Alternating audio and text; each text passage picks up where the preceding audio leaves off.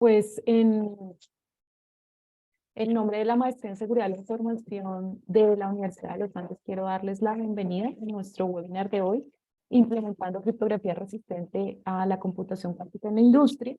Y quiero presentar muy rápidamente a nuestro conferencista. Él después les cuenta un poquito más sobre él mismo. Samuel Sabogal, él es ingeniero de sistemas de la Universidad Nacional.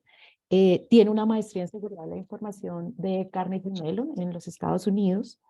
Tiene más de 15 años de experiencia trabajando en el área de seguridad de la información. Es profesor en este momento de cátedra de la Universidad de los Andes. De hecho, dictó un curso relacionado con criptografía y computación cuántica y está trabajando fuertemente en esta área. Y nos parece que es relevante que empecemos a abordar este tema de una manera organizada, juiciosa y técnica, y él tiene el conocimiento y la experiencia. Entonces, Samuel, muchísimas gracias por aceptar nuestra invitación. Voy a dejar de compartir para que en este momento tú puedas empezar.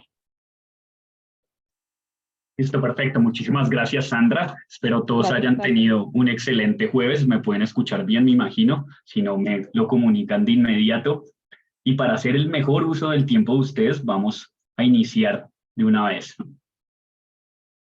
Ya deberían poder estar viendo la presentación.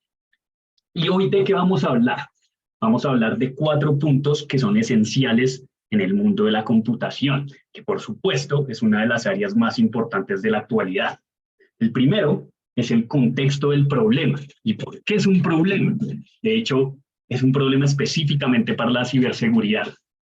Posteriormente, vamos a ver por qué la computación cuántica causa ese problema y por qué esta es diferente.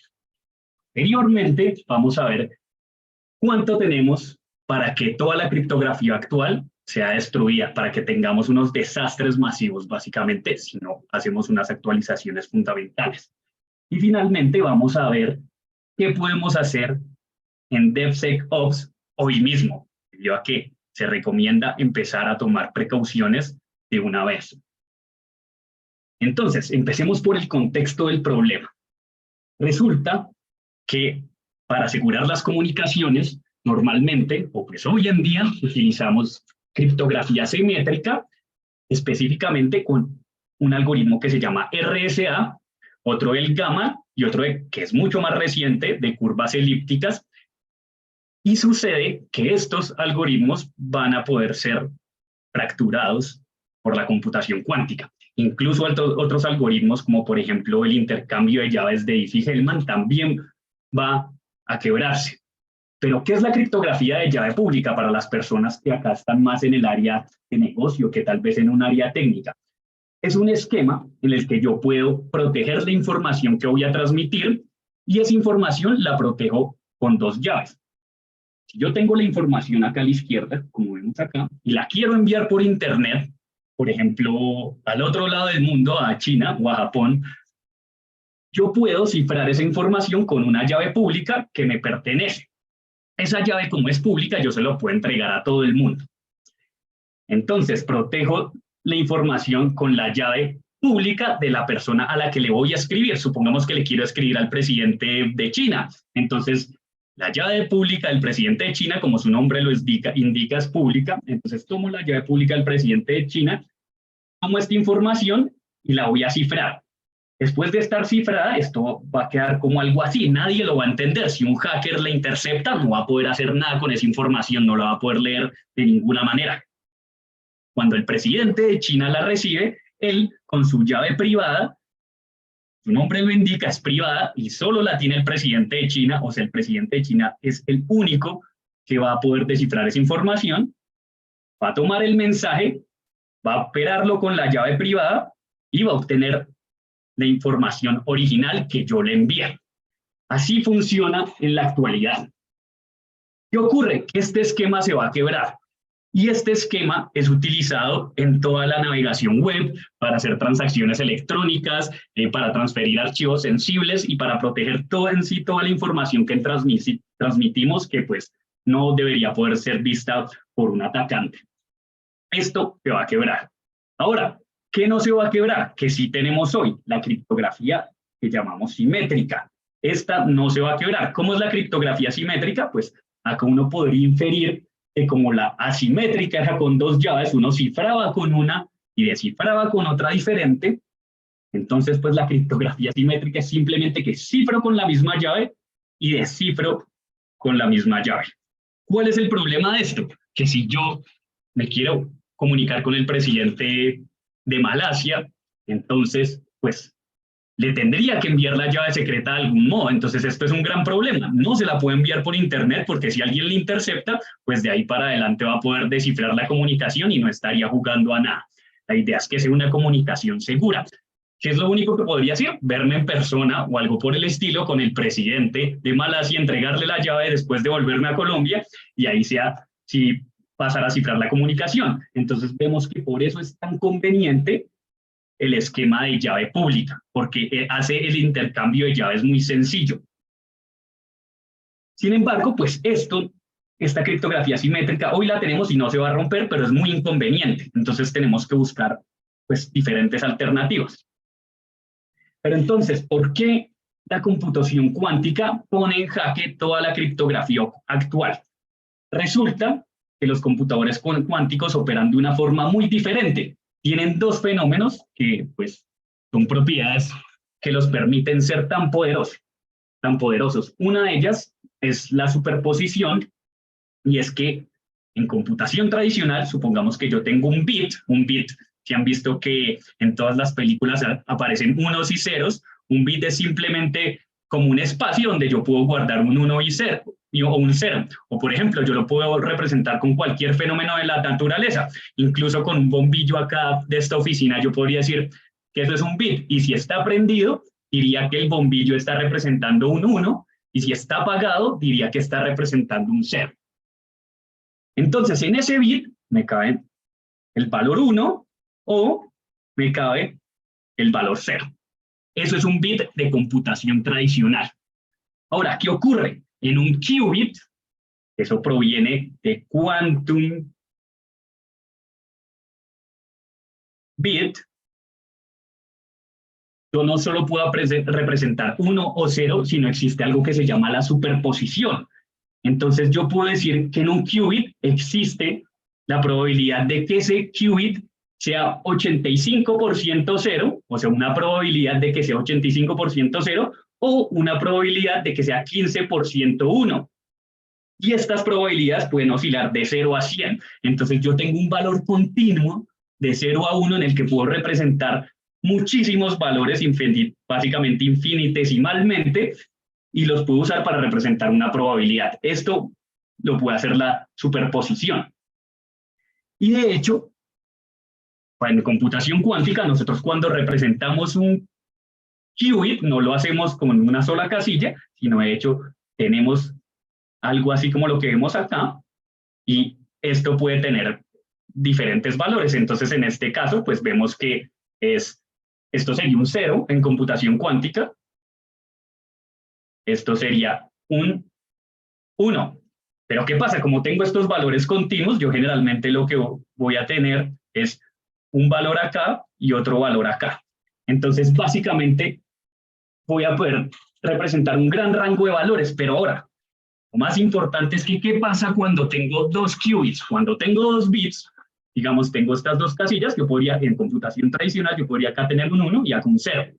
Y listo. Y quiero representar otro valor ahí, podría tener un 0 y un 1, si tengo dos bits. ¿Qué pasa en la computación cuántica? Si tengo dos qubits, ahora yo voy a tener un valor con 4 variables.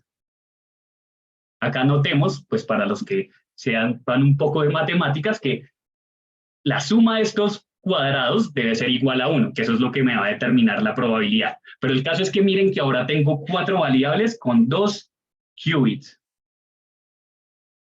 Ahora, ¿qué pasa si yo tengo 3 qubits? Yo voy a poder representar 8 variables. Entonces voy a tener A, B, C, D, E, F, G, H, I. Voy a poder tener 8 variables diferentes y esto empieza a crecer exponencialmente. Entonces, pues si tengo 3 qubits, tengo 2 a la 3 variables. Si tengo 4 qubits, voy a tener 2 a la 4 y así sucesivamente. Si tengo 8 qubits, 2 a la 8, y pues estos ya son números que se empiezan a volver bastante grandes. Entonces esto me va a permitir almacenar información de una forma totalmente diferente a como lo hacemos hoy en día, y esa forma resulta que va a ser muy poderosa para tratar unos problemas en específico. Otro fenómeno que es fundamental en la computación cuántica es el entanglement. Y esto ocurre cuando 2 qubits quedan entrelazados. Entanglement significa literalmente entrelazados. ¿Qué pasa? Que yo puedo tener este qubit en un extremo del universo, o pues para no ser tan abstracto el problema, en un extremo de la Tierra, supongamos en el polo norte, y este otro qubit en el polo sur, y ese entanglement resulta que no se va a romper. ¿Y qué es lo genial de este entrelazamiento? Que si yo cambio algo acá, se va a ver reflejado en el otro qubit inmediatamente. Es decir, esto va más rápido que la velocidad de la luz. Entonces hay algo que se conoce como la teletransportación en los qubits. Lo que pasa es que no me sirve para enviar información a la velocidad más rápido que la velocidad de la luz, porque igual yo para poder medir al final necesito transmitir bits clásicos. Pero a grandes rasgos es un fenómeno que si ustedes han buscado en internet del que se habla todo el tiempo. Y ese fenómeno pues me va a permitir también hacer toda una serie de estrategias diferentes. Pero entonces no todo en la computación cuántica es una ventaja. Acá vimos dos propiedades muy interesantes que seguramente algunos los asombraron, pero no todo es una ventaja. De hecho, en la computación cuántica resulta que uno no puede copiar y pegar un qubit. Digamos, si uno tiene un valor tradicional de bits 1, 0, 1, esto lo puede copiar y pegar, y eso lo hacemos todo el tiempo en un computador tradicional. De hecho, muchos algoritmos usan copy-paste de la información para poder operarse. En la computación cuántica no podemos hacer eso. Si tengo un estado y un qubit, acá por ejemplo este, es el estado de este qubit, está en ese qubit, pero yo solo lo veo reflejado cuando lo mido. Es decir, yo en este momento no puedo no saber las probabilidades, pero puedo repetir el experimento y medirlo varias veces, y así como lo hago tirando un dado, y después de medir varias veces puedo identificar que 0 tenía 85% de probabilidad y 1, 15% de probabilidad. ¿Pero qué ocurre? Antes de medir yo no puedo copiar este estado, o sea, no voy a poder copiar y pegar esto, lo cual hace bastante difícil unas operaciones. Entonces, supongamos que yo necesito hacer una transacción bancaria en la que le quiero mandar 100 pesos a alguna persona, pues para eso es mucho más fácil utilizar computación tradicional. Es decir, la computación cuántica no reemplaza la tradicional, sino es simplemente un esquema diferente que es extremadamente poderoso para algunos tipos de problemas, entre ellos romper la criptografía tradicional. Con la computación cuántica vamos a ser capaces de destruir toda la criptografía de llave pública que usamos hoy en día. ¿Qué ocurre? Hay diferentes visiones de la situación. Hay una visión optimista con respecto a la computación cuántica, que dice que va a avanzar bastante rápido, y de hecho lo está haciendo. Hace poco hemos hablado con las empresas que están trabajando fuertemente en estas, y pues realmente se está evolucionando realmente rápido.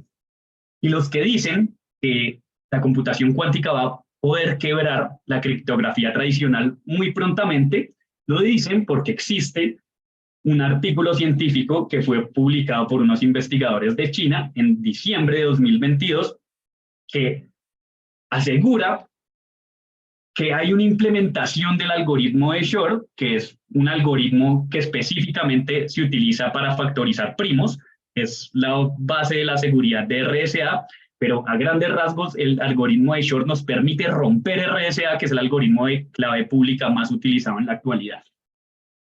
Y en ese artículo dicen que pueden implementar el algoritmo de Shor con básicamente 4.000 qubits. Se necesitan 372 qubits físicos de entrada y unos 4.000 de profundidad. Entonces, actualmente, el computador cuántico más poderoso que tenemos tiene 433 qubits, entonces uno diría, bueno, todavía le falta. Pero el año pasado, el computador cuántico más poderoso tenía 128 qubits. Acá vemos que creció más del doble en un solo año. IBM asegura que para el 2025 va a tener más de 4.000 qubits. Entonces, ¿esto qué nos permite inferir? Que para el 2025 RS va a estar roto. Esto es la versión optimista de la situación, optimista con respecto a la computación cuántica, ¿no? Hay otras visiones que dicen que esto va a pasar más tiempo. No dicen que la computación cuántica no va a romper RSA porque eso absolutamente nadie lo piensa, o sea, no es sí qué, sino cuándo, ¿no? Pero esta visión dice que tal vez no es en un futuro tan cercano, sino podrían pasar al menos una década o más. Por ejemplo, el director de Fujitsu dijo que hizo una investigación y que demostró que implementar el algoritmo de Shor pues era realmente complicado debido a que consumía muchos recursos, tenía muchas capas y clamaron que hicieron una simulación de 39 qubits en un supercomputador y que pues realmente la implementación es muy complicada en la práctica. ¿Qué pasa acá? Pues que vemos que esta investigación está un poco floja, de hecho es de 2023. Y esta investigación la utilizan algunas personas para decir, no, mire, todavía eso falta, tranquilicémonos, pero pues miren que hicieron una simulación de 39 qubits cuando hoy en día pues tenemos 433 qubits reales. Entonces pues simplemente hubieran podido contactarse con IBM y pues hacer una simulación en un ambiente mucho más realista. Y adicionalmente pues hay muchas anécdotas específicamente que dicen que algo no va a pasar, que salen horriblemente mal. Por ejemplo, con los LLMs, que pues hoy en día están en auge, hay personas que hace año y medio decían, no, eso es imposible hacer un chatbot que se parezca a un humano, eso van a pasar al menos 100 años. Y resultó que el siguiente año pues ya estaba. Entonces, pues hay que tener mucho cuidado. Adicionalmente, en esta investigación, el doctor Tetsuya dijo, no es una amenaza inmediata, pero ¿cuánto es inmediato? ¿Un año, 2 años, 3 años? Acá deja mucho que pensar. ¿Por qué? ¿Cuánto es el tiempo de expiración de una tarjeta de crédito? Puede ser de 3 a 5 años. E incluso, en algunos casos, puede ser más de 10 años. Hay tarjetas que por X razón dicen, no, yo no necesito que dure 10 años esta tarjeta. Y uno se lo puede pedir al banco. ¿Qué ocurre? Que existe un ataque muy famoso, que es el que aterroriza actualmente a todas las áreas de seguridad, que es Harvest Now, Decrypt Later. O sea, yo puedo capturar la información hoy, la puedo interceptar como atacante, la almaceno, no la voy a poder descifrar, o el RSA hoy no lo puedo romper, pero simplemente me espero unos 5 años a que evolucione la computación cuántica y en 5 años la rompo y voy a poder tener acceso a tarjetas de crédito que todavía funcionan y voy a poder hacer toda suerte de fraudes. Esto es en el caso de las tarjetas de crédito, pero ahora imagínense un escenario como historia clínica. Ustedes seguramente saben que, de hecho, eso pasó en Estados Unidos, no hay necesidad de dar un ejemplo hipotético. Diferentes periodistas le hicieron una propaganda negativa al presidente actual diciendo que tenía Alzheimer, que no se acordaba de las cosas, que tenía un problema clínico, etcétera. Y lógicamente si se llegara a filtrar un documento clínico del presidente, pues se podría prestar para muchas cosas. Entonces la historia clínica es algo supremamente confidencial. ¿Y por cuánto tiempo la debo proteger? Pues acá surge una pregunta, tal vez por el tiempo que dure la vida de uno. Entonces esto sería básicamente un lifetime. Adicionalmente, hay otras cosas que incluso pueden requerir protegerse más que una vida entera, como por ejemplo un secreto industrial. De hecho, una empresa, pues específicamente Nestlé, sufrió un ataque cibernético. ¿Por qué? Porque pues ellos tienen recetas de galletas y todas estas cosas que son secretos industriales que llevan vendiendo por muchas décadas. Y si se filtra, pues alguien va a poder vender unas galletas igualitas, pero pues a un costo muchísimo menor. Entonces esto incluso se debe proteger por generaciones. Los récords militares pues seguramente acá muchos saben que los que son top secret se deben proteger por 40 años. Entonces, vemos que la computación cuántica va a romper RSA si somos optimistas en 3 años y si somos pesimistas en 15. Entonces, igual compromete todas estas cosas que vemos acá. Y lo que más nos concierne desde el punto de vista de DevSecOps es el código fuente. Hay algunas empresas que tal vez en 3 versiones anteriores lo vuelven open source. Dicen la versión 3 de mi servicio es open source y la 5 es la que es propietaria y no se la dejo ver a nadie, que tiene unas características más interesantes. Y acabo de ver el chat acá, de pronto hay una pregunta. Tal vez no era una pregunta, pero entonces el código fuente se debe proteger, tal vez por mucho tiempo. Digamos, Microsoft creo que no ha vuelto open source el código fuente de Windows 3.11, que es el que usábamos algunos en 1992. Entonces, pues acá entra un gran dilema. ¿Por qué? Porque en muchos casos yo voy a transmitir ese código fuente por red cuando hago un push. Esto prendió las alarmas a nivel internacional y los que llevan la batuta de los estándares de criptografía es una organización que se conoce como NIST, que pues es el National Institute of Standards and Technology. Esto pues está establecido en Estados Unidos, pero es seguido mundialmente. Por ejemplo, lo recomienda PCI. PCI es PCI DSS específicamente, que es Payment Card Industry Data Security Standard, que es el estándar que obligan los proveedores de tarjeta de crédito como Mastercard, Visa, American Express, a que todos los mercantes o todos los bancos que van a almacenar números de tarjeta deben cumplir. O sea, si uno tiene un banco pequeño y quiere almacenar un número de tarjeta, o si tiene, por ejemplo, una empresa de cine y quiere que las personas compren una boleta por la página de internet y les da la oportunidad de guardar esa tarjeta de crédito para próximas compras, uno tiene que cumplir PCI. Y este estándar PCI recomienda NIST, y este estándar NIST, pues esta organización está alarmada por el advenimiento de la computación cuántica, que es algo que es extremadamente poderoso. Vamos a lograr hacer cosas maravillosas, pero pues está este riesgo con respecto a ciberseguridad. Por lo tanto, pues NIST se está apresurando a estandarizar algunos algoritmos. Actualmente existe uno que está siendo estandarizado, ya se encuentra en la ronda 4, que se llama Crystal Kyber. Este se considera que es el que tenemos que tener más prontamente, que es para cifrado de llave pública. Existen otros 3 que se están estandarizando, que son para firma digital, pero si considera que la firma digital puede esperar un poco más. ¿Por qué? Porque el ataque que nos preocupa es que capturen la información hoy y la descifren después.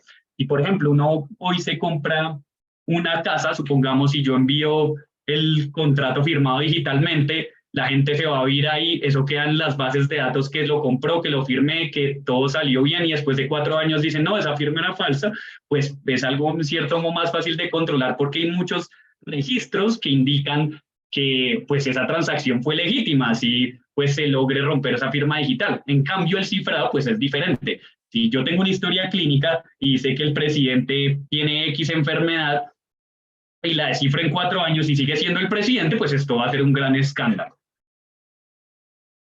¿Qué se puede hacer entonces? Hay diferentes aproximaciones. Una es utilizar criptografía híbrida. Criptografía híbrida es un concepto que se utiliza desde hace muchos años, incluso décadas, en el cual yo combino 2 tipos de criptografía. Normalmente nosotros hoy en día combinamos criptografía simétrica y asimétrica, porque la simétrica es muchísimo más rápida y la asimétrica nos permite hacer intercambios de llaves mucho más fácil. Entonces, ¿qué podemos hacer hoy si tenemos software propietario? Supongamos que yo tengo un software hoy en mi organización que transmite información a otra organización, es información altamente sensible. ¿Yo qué puedo hacer? Y pues supongamos que ese software utilizará certificados digitales. ¿Qué es un certificado digital? Es simplemente un archivo, por decirlo así, que tiene diferentes datos y uno de esos datos es una llave pública. Además de esa llave pública, tiene otros datos como quién es el dueño de esa llave pública, cuándo se expidió esa llave pública, cuándo expira esa llave pública y todo este tipo de cosas. Actualmente los certificados permitidos utilizan el algoritmo RSA o los que vimos anteriormente como el GAMAL o como el de curva elíptica, que todos estos podrían ser rotos por medio de computación cuántica. Pero ¿yo qué puedo hacer? Si tengo este certificado, yo simplemente puedo embeber una llave de criptografía postcuántica, es decir, de algo como Crystal Kyber. Esto es un algoritmo que se inventó específicamente para ser resistente a ataques cuánticos y por supuesto también es resistente a los ataques de computadores clásicos, pero está basado en un problema que los computadores cuánticos no son buenos resolviendo. Entonces, yo lo que puedo hacer es dejar en un certificado digital dos llaves. La RSA tradicional para cumplir con todos los estándares actuales y puedo poner una llave adicional en un campo que yo mismo defina. Por ejemplo, acá en este ejemplo se definió como Subject Alternative Name,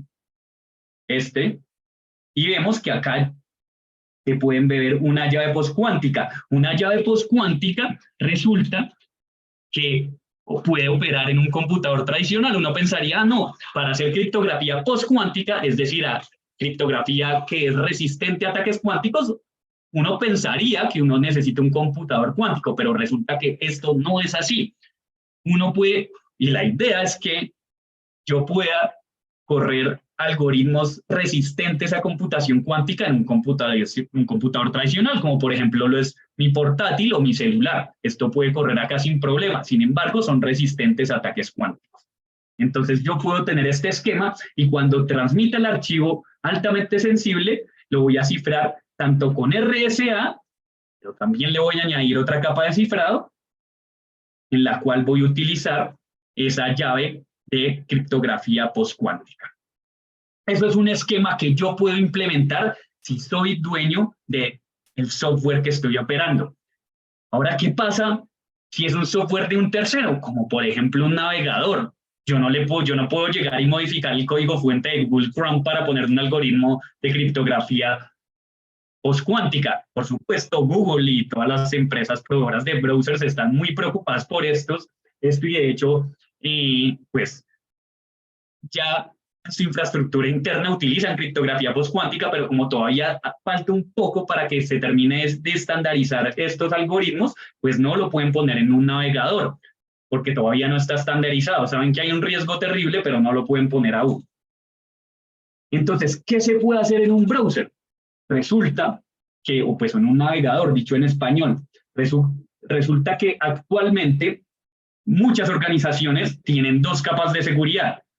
Una que brinda la navegación normal, que se conoce como TLS, pues que de hecho esa es la primera capa de protección. Entonces yo cuando me conecto a mi correo electrónico o hago una búsqueda en Google o me meto a Facebook o navego Wikipedia, toda esa comunicación está cifrada por medio de TLS, que es un protocolo que por debajo utiliza un certificado digital como este que tiene una llave RSA. O sea, yo básicamente cuando navego la web y si pues el browser me dice que estoy en una página segura, es que está usando TLS y es que estoy cifrando la comunicación utilizando un algoritmo de criptografía como RSA. Pero ¿qué pasa? Que este protocolo, que se supone que brinda la seguridad, ha tenido múltiples vulnerabilidades. Una muy famosa, que esto fue un escándalo en los noticieros en todos los países, fue Heartbleed, y esta permitía exponer 64 KB de la comunicación. Por supuesto, digamos, si yo transmito mi password, mi usuario y contraseña, o viaja por internet y si el cifrado pues está exponiendo información, pues yo voy a tener problemas. Entonces, pues esto fue una vulnerabilidad terrible. También existió otro que se llama el Poodle, que pues acá se utilizaba una estrategia para hacerle downgrade al TLS, lo pasa a una versión anterior que tenía una vulnerabilidad que tal vez acá algunos hayan atacado por diversión, porque desde el punto de vista criptográfico es muy interesante, pero que se llama el Pine Oracle. Entonces yo voy a volverle a aplicar a Pine Oracle a un TLS actual. Hay otras como BSTui32 y hay una gran cantidad de vulnerabilidades que han ocurrido. Entonces, al protocolo TLS sin necesidad de computación cuántica. Entonces, los protocolos de seguridad muchas veces pueden tener vulnerabilidades. Entonces, ¿qué se recomienda en una organización? Pues cualquier área competente de seguridad va a exigir seguridad en profundidad. Es decir, yo no solo puedo tener una capa de protección, sino tengo que tener varias capas de protección. Entonces, la primera va a ser TLS, pero adicionalmente puede existir otra capa de cifrado con un protocolo distinto, incluso puede ser un protocolo propietario. Entonces, si algún atacante llega a romper TLS, pues se va a estrellar con la segunda capa de cifrado. Y este esquema lo tienen múltiples organizaciones, lo tienen múltiples bancos a nivel internacional, por ejemplo. Entonces, en ese caso, ¿qué se puede hacer? Pues simplemente, pues, TLS utiliza RSA, ¿cierto? Entonces, ¿yo qué hago? Pues en la segunda capa de cifrado yo voy a utilizar Crystal Skyber. Entonces, esta capa de cifrado, en teoría, pues no debería poderse romper con criptografía, con computación cuántica. Entonces, si hay una información que se está transfiriendo, yo me robo un paquete o lo intercepto con todo esto, yo en 4 años o 5 años con toda seguridad voy a lograr romper TLS, pues porque está basado en RSA, pero como atacante me voy a estrellar con esta capa que está utilizando Crystal Skyber y no voy a poder robarme esta información transmitida que puede contener una historia clínica, puede contener una tarjeta de crédito, puede contener un secreto industrial como la receta de la Coca-Cola, por ejemplo. Entonces no voy a poder hurtar esa información.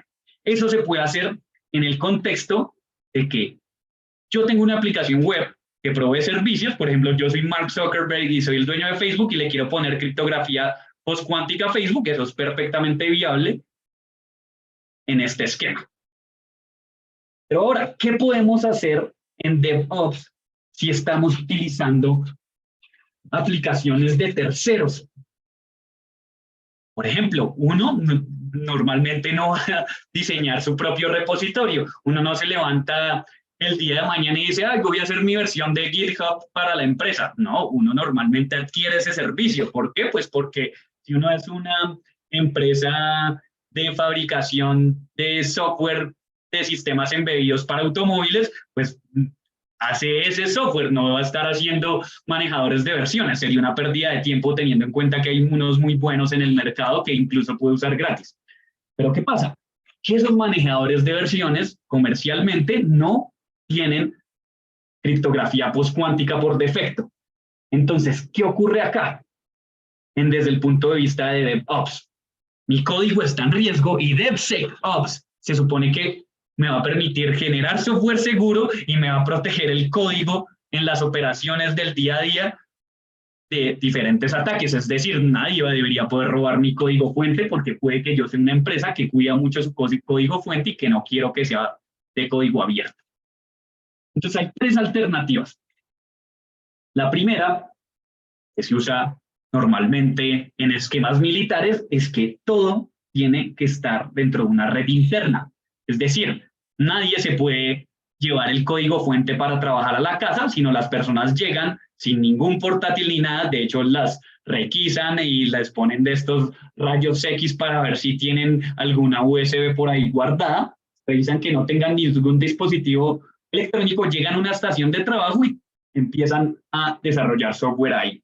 Y todo eso está en una red interna, es decir, el código fuente no va a viajar por ningún lado en Internet, sino únicamente viaja por dentro de la frontera, pues por el perímetro de esa organización. ¿Qué ocurre? En los esquemas post-pandemia, esto se volvió particularmente extraño, puesto que en un momento todos tuvimos que trabajar remotamente. No había un desarrollador prácticamente en el mundo que fuera todos los días a la empresa a desarrollar. Excepto tal vez en, pues, por ejemplo, si uno está desarrollando el código fuente que activa una bomba nuclear, seguramente uno no se iba a ir a la casa a trabajar en un portátil como si nada. Eso seguramente estaba dentro de una red corporativa interna. Pero en la gran mayoría de los casos, En esquemas post-pandemia se maneja el trabajo híbrido. Es muy común que los desarrolladores se lleven su portátil a la casa, puedan trabajar ahí. De hecho, hay diferentes estudios que muestran que es muchísimo más eficiente. ¿Por qué? Porque uno puede estar a las 10 de la noche viendo una película y de repente se le ocurre una idea y se levanta en pijama corriendo al portátil y soluciona un problema que no hubiera podido solucionar de repente en la oficina. Entonces esto permite pues un esquema más eficiente. De hecho hay desarrolladores que aseguran que ahora no se bañan sino cada 3 días y se la pasan pegados al computador y duermen en su cama y se levantan. Entonces esto crea una gran cantidad de posibilidades diferentes. Por lo tanto, este esquema para proteger la información de ataques cuánticos sirve únicamente en algunos casos. Entonces no es una solución que yo pueda decir que es genérica.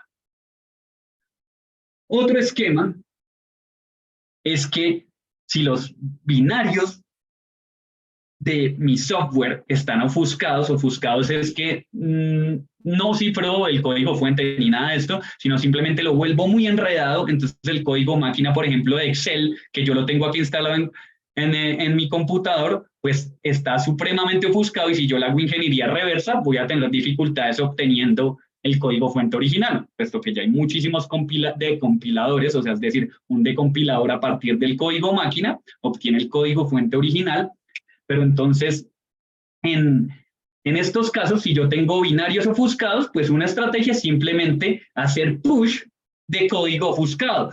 Como el código está ofuscado, pero sigue funcionando, yo puedo hacer push en el servidor de integración continua, se pueden seguir haciendo las pruebas que se hacen tradicionalmente y pues todo en mi esquema de DevOps va a seguir funcionando. ¿Qué ocurre acá? Pues que si yo en realidad tengo un código que ofusco y publico, pues todos sabemos en las áreas de seguridad que lo ofuscado en realidad no es una protección real. Esto dificulta el trabajo del atacante. Digamos, si uno quiere compilar un programa que no esté ofuscado, se puede demorar 5 minutos, pero si está supremamente ofuscado, se puede demorar 20 días. Y pues vemos que igual, si es algo extremadamente sensible, pues 20 días es lo suficientemente bueno para un atacante. Entonces, este esquema también más o menos. El último esquema, que es el más efectivo, es que yo haga push de mi código fuente actual a un repositorio de versiones, pero antes de hacer el push, yo lo cifre con AES 256.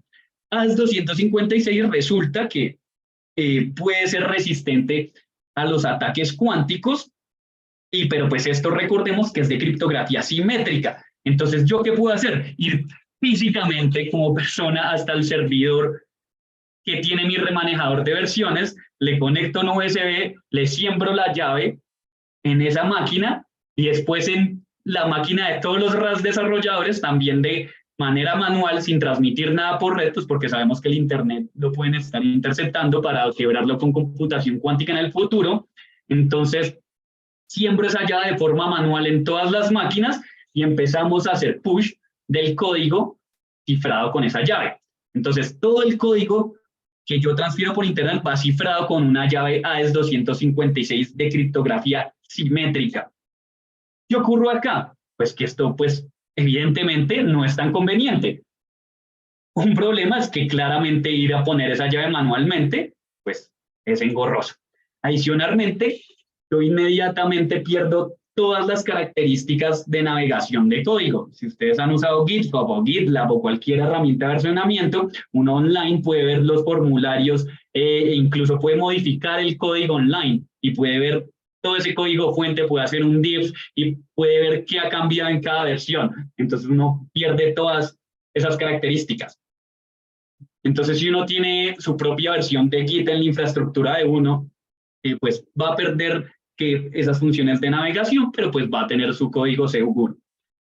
Y pues adicionalmente vale la pena aclarar que uno no podría aplicar, o sea, técnicamente uno podría aplicar este esquema en GitHub y si tiene un servidor de integración continua en el que uno hace push del código cifrado y en ese servidor de integración continua, pues se va primero que todo descifrar el código y se van a correr todas las pruebas, van a pasar las pruebas potencialmente y va a quedar el desarrollo terminado, solo que a través de la red nunca se transmitió nada en texto claro.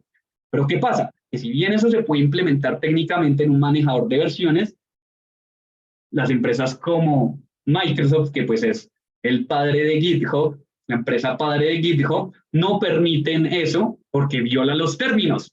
¿Por qué? Pues hay en teoría múltiples razones. Una es que pues una teoría un poco conspirativa es que por supuesto GitHub quiere tener el código fuente de todas las personas y esto le sirve para vendérselo al gobierno desde espionaje, etcétera, etcétera. Otra, pues que es más razonable, es que simplemente pues en ese código fuente se puede estar ocultando malware o cosas del estilo.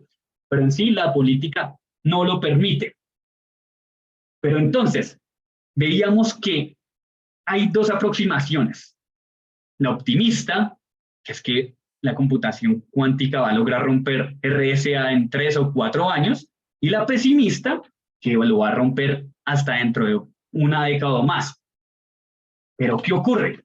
La ciberseguridad, nosotros no somos ni optimistas ni pesimistas, de hecho somos paranoicos, y acá seguramente muchos conocen el dicho que dice paranoia is our profession, es decir, la paranoia es nuestra profesión, que eso surgió originalmente de agencias como la CIA o la KGB, y esto indica que uno no puede jugar a la ruleta y arriesgarse a que le roben la información. Uno tiene que ser completamente paranoico y no tiene que dejar cabos sueltos. Por supuesto, no implementar algoritmos de criptografía postcuántica sería dejar un cabo suelto terrible en la actualidad. Por lo que la recomendación para las empresas que manejan información sensible es que apenas se estandarice Crystal Kyber, lo implementen de forma inmediata. De hecho, hay organizaciones que hoy en día compran certificados SSL, siendo que esto ya es vulnerable hace muchos años. Actualmente lo que se utiliza es TLS. Entonces, apenas, o sea, no pueden cometer un error así como este. Apenas se estandarice Crystal Kyber en los navegadores, tienen que actualizar los certificados de todos sus servidores a certificados que ustedes tengan implementado criptografía postcuántica. Y ahora, si son empresas que operan información altamente sensibles, no se pueden esperar a que se estandarice esto, porque pues esto ya está a punto de terminar, pero el riesgo ya empezó. De hecho, empezó hace un tiempo atrás, por lo que deben implementar alguno de estos esquemas o idearse un esquema nuevo que se adapte a las necesidades de la organización para que puedan proteger el código fuente que se está transmitiendo. Porque recuerden que es mucho mejor equivocarse por el lado de la precaución que posteriormente decirle a la junta directiva de una organización que toda su información fue comprometida porque ustedes simplemente tuvieron la visión de que la computación cuántica no iba a avanzar lo suficientemente rápido. Y eso es básicamente esta presentación. Ahora sí, vamos a ver las diferentes preguntas que han surgido. Vamos a ampliar esto. Buenas tardes, Andrea. Sí, señora Postero.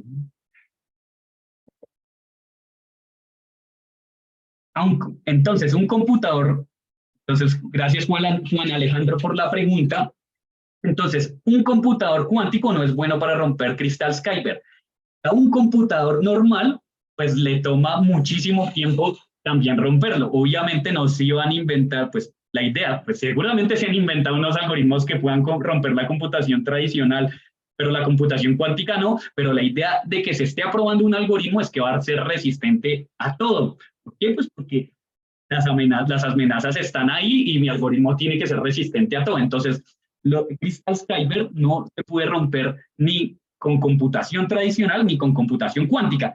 ¿Cuánto tiempo le tomaría romperlo? La idea es que sean miles y miles de años. Es decir, que primero se extinga el universo antes de que si yo utilice todo el poder computacional del mundo para atacar ese algoritmo, lo pueda romper. Es decir, es inviable hacer un ataque a un algoritmo de estos.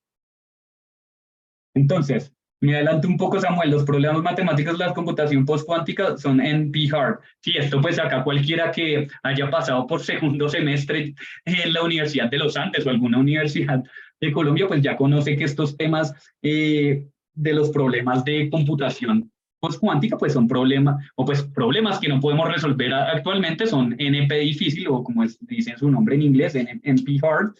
Los que han visto un curso básico de algoritmos ya tienen esto muy claro, y pues valga la pena la redundancia, que estos algoritmos, por supuesto, son problemas que no podemos resolver.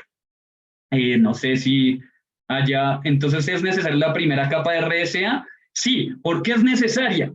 No porque proteja contra algoritmos diferentes, sino por otra razón, que de hecho es una pregunta muy perspicaz porque yo simplemente dije que Crystal Skyper pues no iba a poder ser roto ni por computación tradicional ni por computación cuántica. Pero ¿qué ocurre? Cuando un algoritmo es nuevo, puede tener errores de implementación. Teóricamente, Crystal Skyper es irrompible, pero en la implementación puede que yo cometa un error trivial, como por ejemplo algunos de los que causaron estas vulnerabilidades. De hecho, ustedes, pues les cuento acá, el de este específicamente, el de Poodle, resulta que ese ataque de Padding Oracle fue posible porque simplemente el servidor, cuando uno enviaba un paquete, cifraba el servidor y lo descifraba. Si el padding estaba mal, porque pues ustedes saben, o pues probablemente han escuchado que en la criptografía actual, pues funciona por bloques, la criptografía simétrica. Entonces, si yo tengo Samuel y el bloque supongamos que es de 16 bytes, ¿cierto? Entonces yo tengo que poner un relleno, ¿cierto? Tengo que poner un relleno acá, y ese relleno se pone con un estándar que se llama PKCS7. Entonces, supongamos que tuviera que poner un relleno de 7 bytes, yo ponía 0,7, o sea, un byte que tuviera el valor de 0,7, ¿cierto? Esos son dos valores hexadecimales, otro 0,6, 0,5, 0,4, 0,3, 0,2, 0,1, y ahí, pues, ese es el padding válido. Entonces, ¿qué pasaba? Pues de hecho, acá pues esto era un ejemplo del padding real. Digamos, si uno tiene un padding de 7, en realidad pones 0,7, 0,7 y así sucesivamente. Si es de 2, pones 0,2, 0,2. Entonces, si ese padding no tenía esta forma, el algoritmo podía decir, oiga, usted me mandó un paquete, yo lo descifré, pero resulta que el relleno no me cuadra, está incorrecto. Y solo puedo decir que el relleno estaba correcto e incorrecto, que pues eso conceptualmente es filtrar un bit de información, porque pues es un verdadero o un falso. Uno podía quebrar este protocolo solo por ese bit de información. ¿Por qué? Porque uno mandaba paquetes con el padding dañado, y si eventualmente o sea, paquetes falsos, y si eventualmente le decía que el padding era correcto, es porque uno tenía seguridad de que el padding era 1. ¿Por qué? Porque el algoritmo iba a verificar que el último byte fuera 0,1, entonces ya no verificaba los bytes de acá para adelante, ya hay un byte de relleno y listo. Entonces después, por propiedades de XOR, uno ya podía básicamente obtener la información original. Pues esto es una explicación un poco más compleja, pero sumamente interesante. Se la recomiendo buscar en internet para ver el detalle. Pero entonces la moraleja es que por solo decir que un padding era correcto o incorrecto, se caía todo un criptosistema. Entonces, pues esto puede pasar en las implementaciones de Crystal Skyper, por supuesto. Por eso NIST, a pesar de que es teóricamente seguro, pues ha hecho 4 rondas tratando de atacarlo, de encontrarle defectos para que cuando lo publique diga, oiga, sí, esto parece que es verdad, e incluso puede que pues posteriormente se encuentre que pues tiene una vulnerabilidad. Esto siempre es un riesgo que existe en el software, por eso pues se recomienda que se usen aún RSA, porque RSA es una implementación que ya lleva décadas y se ha tratado de atacar bastante, y las implementaciones actuales no tienen vulnerabilidades. Entonces, por eso simplemente se recomienda usar estos 2 esquemas. Entonces, en la implementación de nuevos protocolos postcuánticos como Crystal Skyper, es suficiente la adhesión a estos esquemas para garantizar, ¿cómo podría garantizar la resistencia frente a ataques cuánticos? ¿Cómo podrían aspectos como la eficiencia computacional, los requisitos de almacenamiento y la viabilidad de la integración de sistemas existentes influir en la efectividad de estos protocolos postcuánticos? Además, ¿cómo se pueden abordar los posibles desafíos técnicos relacionados con la transmisión de claves de mayor tamaño y los tiempos de procesamiento más largos que suelen estar asociados a la criptografía postcuántica. Bueno, entonces, la criptografía postcuántica se supone que esté implementada para que no tenga un impacto en la eficiencia, es decir, uno puede cifrar, bueno, y además recordemos un punto muy importante, pues que de hecho este es el core del asunto y creo que es lo que da la respuesta mayormente a esta pregunta. Eso lo dije al principio de la presentación. La criptografía asimétrica, ¿cierto? Que es la que está comprometida por la computación cuántica, normalmente se utiliza para el intercambio de llave. Y de hecho la criptografía asimétrica actual, por ejemplo, RSA, es extremadamente lento. Es decir, eso es lentísimo. ¿Pero para qué lo utilizamos? Normalmente lo utilizamos para cifrar una llave simétrica e intercambiarla. Entonces, la criptografía simétrica opera con una llave secreta que es sumamente eficiente cifrando. Entonces, una llave puede ser de un tamaño, no sé, como de 256 bits, ¿cierto? Entonces, eso es lo único que yo voy a tener que cifrar con la criptografía postcuántica. Una vez ya intercambie esa llave simétrica, que ya uso en la actualidad, que es, por ejemplo, de AES 256, que eso es sumamente eficiente. De hecho, hay implementaciones en hardware que corren AES, yo voy a poder cifrar todo supremamente rápido. Entonces, realmente, la respuesta es que la computación cuántica, pues la criptografía postcuántica no tiene un reto relacionado a la eficiencia, porque lo único que yo tengo que cifrar, pues es una pequeña llave AES 256 para estar tranquilo. Entonces, vamos acá a ver la pregunta de Samuel Pinzón. Si mi empresa no desarrolla software, solo consume o usa terceros especializados, ¿qué puede hacer? Por ejemplo, eso sería un problema que las grandes tech companies resolverían, por lo que verían enfocarme en acuerdos contractuales. Y por supuesto, si ustedes no desarrollan software, pero no sé, por ejemplo, tienen un servicio de importación de autopartes, pues seguramente ustedes no quieren que las facturas las vean la competencia, porque sabrían pues qué tanto les está costando todo, etcétera. Entonces esto es confidencial. En ese caso, el proveedor tecnológico de ustedes puede pues proveer criptografía resistente a ataques cuánticos. Si ustedes, por ejemplo, tienen en su organización un sistema de pago de nómina, y de hecho eso lo tienen la gran mayoría de bancos en Colombia, que utilizan pues productos criptográficos para poder transmitir un pago de nómina de manera segura.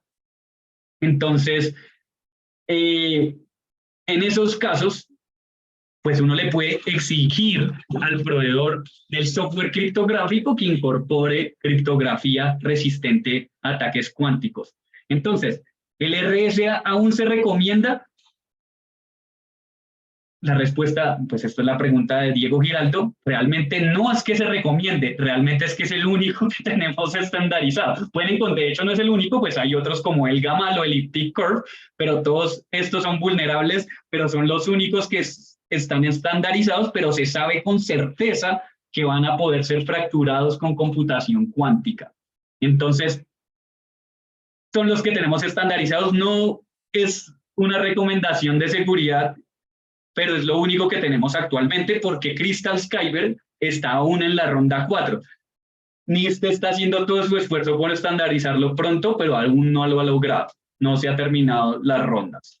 Entonces, pues es lo que tenemos. Pero pues se puede hacer un esquema híbrido. Y sí, para dar la respuesta puntualmente a esta pregunta, actualmente RSA 2048 es lo mejor que uno puede comprar, por ejemplo, en una empresa que preste servicios de hosting. O sea, no hay más alternativas, tristemente. Y no sé si haya más preguntas.